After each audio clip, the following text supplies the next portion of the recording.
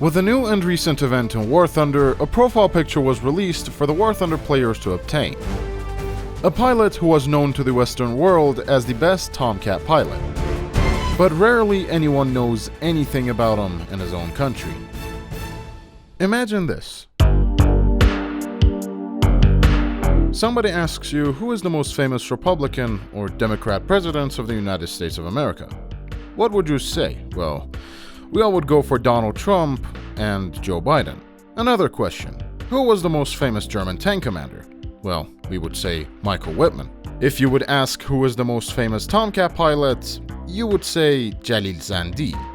Even the Google search results would also pretty much say the same. No, Tom Cruise, piss off! These are generally common questions that almost always comes to our mind, and the answer is automatically there. Even though there are other people who also had major influences like George Bush, Bill Clinton, and honorable mentions Funny Drone Strike Man, or the German tank commander Kurt Knuspel. But here's something that boggles my mind. If you would ask this question in Iran, you would get a different result. And rarely anybody knows about Jalil Zandi. Hell, even having a look at the Wikipedia pages for both Persian and English languages about Jalil Zandi, you don't see a lot of things. And today, we get to know who he is. Welcome to the Legends of the Sky. Jalil Zandi was born on May 2nd, 1951. His father was a railway technician and her mother was just a traditional housewife. No, not those TikTok ones. They lived in Garamsar until 1965. Fun fact, Jalil Zandi was born pretty much in the same city as this guy. Those guys who are old enough actually understand who the hell he is. God, this man's just a post in itself, Jesus Christ. Jalil was a 9th grader at that time and kept studying until he got his diploma in 1968, once he was 18 to 19 years old. He also got accepted into one of the best colleges in Iran in the field of agricultural engineering, but due to financial reasons, he sadly couldn't go. Can relate. And so, not going to college, he was starting to look for a job, but you really can't have a job in the government sector until you successfully pass your conscription. God, it's always the fucking conscription. And since the minimum age of conscription at that time was 20 years old, he had to wait. Until he finally entered the Imperial Iranian Air Force as a homofar. Homofars were recruits who were sent to United States to be trained as personnels, technicians, or inspectors, and etc. In the early months of 1970, he was recruited as a homofar. Several months later, due to his love and obsession with flying, he was sent to the United States to be trained as a pilot. And after 14 months, he came back to Iran and started flying the F-4E Phantom under the new flight instructor, Shahram Rostami. On the 6th of August 1978, he graduated as an F-14A pilot, until the revolution.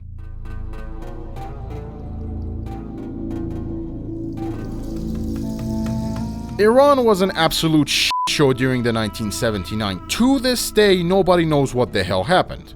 And anything that has shown, written, and told about the Iranian Revolution has came out of... I will not be diving into this part of history as I already went too far. But what you need to understand is that the country was at shambles. The people didn't know what the hell was happening, and the Air Force was having a lot of conflicts from the inside as well. Protests were there on daily basis in the Air Force, and generally you would either have a pilot who was supporting the Islamic Republic, or you were a traitor. Those who were loyal to Shah were jailed and executed, or if they were lucky, they would have been released several months later. Again, there are a lot of things that I just cannot say. But then, Satan's boyfriend strikes Iran. Iran wasn't unfamiliar with the geopolitical conflicts around them even before the revolution. Iran was always under heavy influence of other countries, due to the dynasties before Pahlavis being a bunch of cuckolds only caring about themselves and nothing else. Now, even in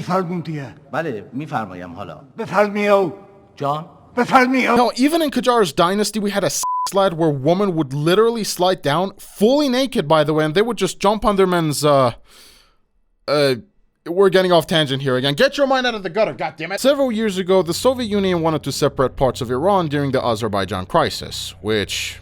that failed hard. Ha! Take that, communist. In 1970s, on the east side of Iran, you had the Afghans and the Soviets planning on a possible invasion of Iran. And of course, on the west side, you had Saddam Hussein drooling over the Khuzestan province, Shatt al-Arab, or the river of Arvand, which is a border between Iran and Iraq. Shah did had solutions about most of these things. For example, some suspicious Soviet MiG-25s were constantly violating the airspaces of northern Iran, and the F-4s and F-5s were simply not good enough to catch the MiG-25s. So, Shah turns around towards the United States and goes to buy some new weaponry to counter them and update the fleet of aircrafts for the Iranian Air Force. Average US main of War Thunder, to be honest. Holy shit. He and the Prime Minister of Israel at that time had basically two options: the F-15 and the F-14. Shah picked up the F-14 and the Prime Minister of Israel at that time chose the F-15. The F-14 had the AIM-54 Phoenix, which at that time was the longest range missile an aircraft ever carried. This was extremely useful for Iran, as the west side of Iran and east of Iraq is completely flat and is perfect for a fleet defense fighter like the F-14A.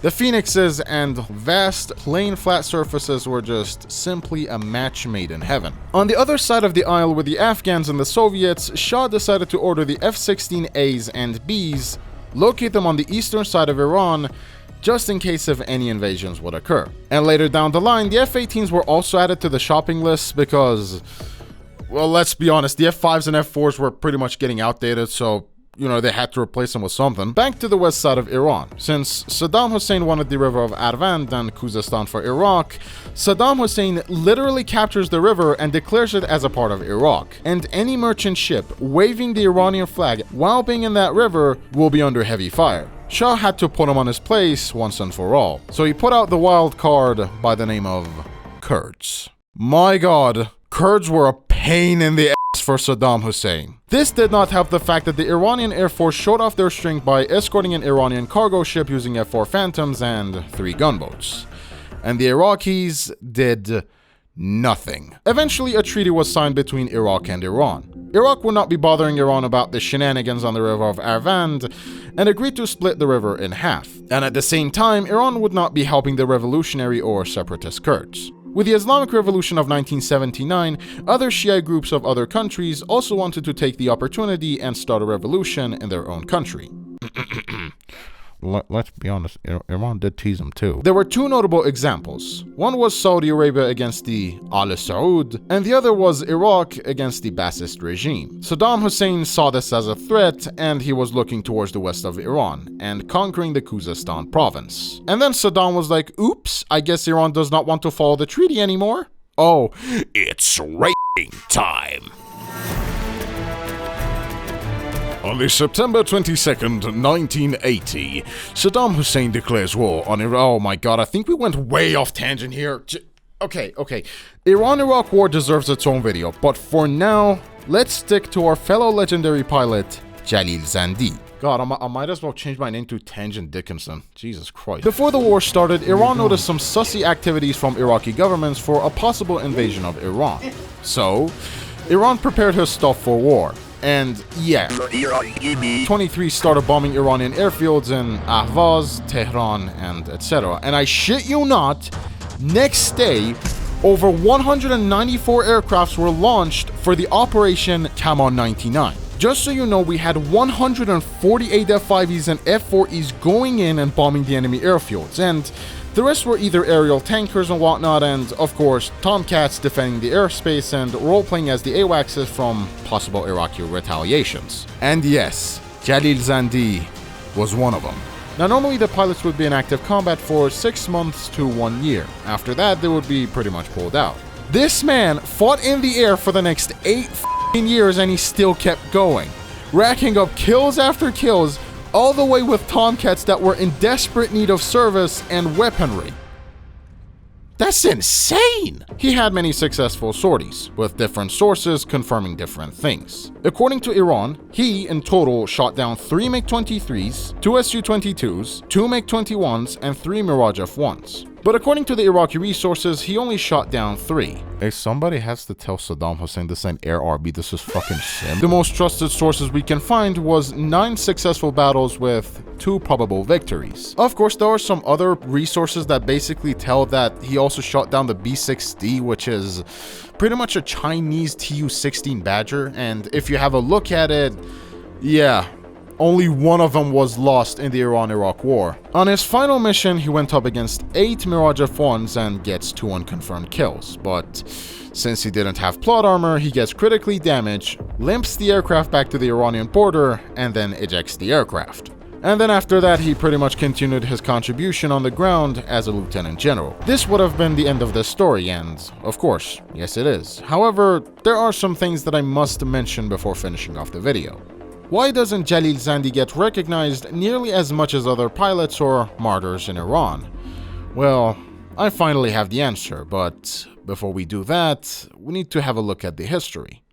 I will make this really short. If you Google, why doesn't Kirk Knispel get recognized, mentioned, acknowledged nearly as much as other tank cases such as Michael Whitman, you can find this answer to this question yourself. I of course can't say it because I'm not allowed to say it. Shahid Abbas Babai was also the one who was fighting alongside Jalil Zandi, and they were pretty much buddies in the flight training. But he was more of an F-5E pilot instead of a Tomcat, and he became the commander of the 8th Tactical Air Base in 1981 in Esfahan, exactly where Jalil Zandi was operating. Now you might ask this question, why was he qualified to be the commander and not Jalil Zandi? Now at that time, tensions were absolutely high in the Air Force, and some of the pilots even believed that Shah will eventually come back. And let's be honest, the Iranian government doesn't want people who support Shah, so instead they put in somebody who is absolutely supporting their cause. This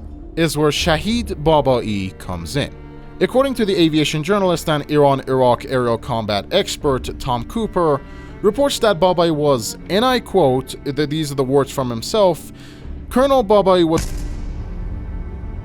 Cooper's research indicates Colonel Abbas Babai, an officer differently described as the mastermind of IRIAF's capability to keep its F-14 fleet intact, or simply a war hero. There are, however, but Jalil Zandi wasn't simply a guy who wanted to start a coup or wanted the Shah back. He simply was there to serve the people and, protect the skies. And that's why when he was jailed, almost everyone in the Air Force were shocked. On the 14th of July 1982, they knocked at his door and arrested him for disobeying the commander's orders. What was the order, you may ask? Well, allegedly the order was to fly to Bushehr using a single-engine F-33 Bonanza with, no necessary avionics, by the way. Like, imagine this, your country is at war and everything is a shit show, and the newly established government will pretty much shut down anybody who's even slightly suspicious of betraying the new government. You, a pilot who's been trained in the F-4 Phantoms and F-14 Tomcats, let alone trainer aircrafts, are forced to fly a civilian plane with no proper avionics whatsoever. Even I can see the bullshit from miles away on my scope, bruh. At least, Jalil Zandi asked for a pilot instructor because, of course, it was his first time going through that route. And they rejected his request. Once he tried to send a letter to the Shahid Babai about his inability to fly the plane, at least, well, without an instructor or proper avionics or, even a Tomcat in general, someone f***ing snitched and accused him of...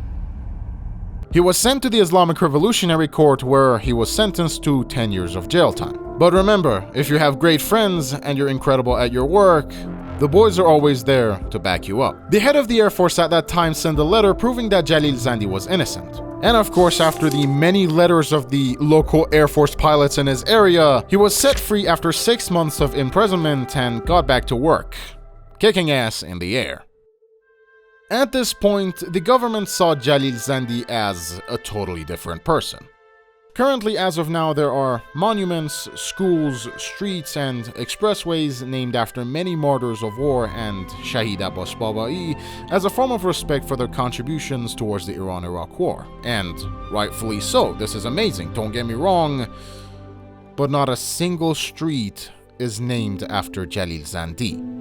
Googling the name Shahid Abbas Babai, you will see many artworks and incredible merchandise. I myself have an exclusive book about him, which is only given to the Air Force members. But when you do this to our Legend of the Skies, nothing. Just his good old pictures. And even then, there's not many of them. At the end of the day, Shahid Abbas Babai lost his life due to a friendly fire incident. He was piloting an F-5B in 1986, while the shrapnel of a ZSU-23 Shelka hits him in the neck. God, I hate these. The other pilot was safe and managed to land the aircraft, but sadly, he couldn't make it. Unfortunately, Jalil Zandi himself wasn't lucky either. He died with his wife in 2001 in a car accident near Tehran. Apparently, he was coming back from the vacations from northern parts of Iran. Currently, he is buried in the Behesh-e-Zahra cemetery. But at the end of the day, we all know that he belonged to the skies. My name is Bob Dickinson, and thank you for watching.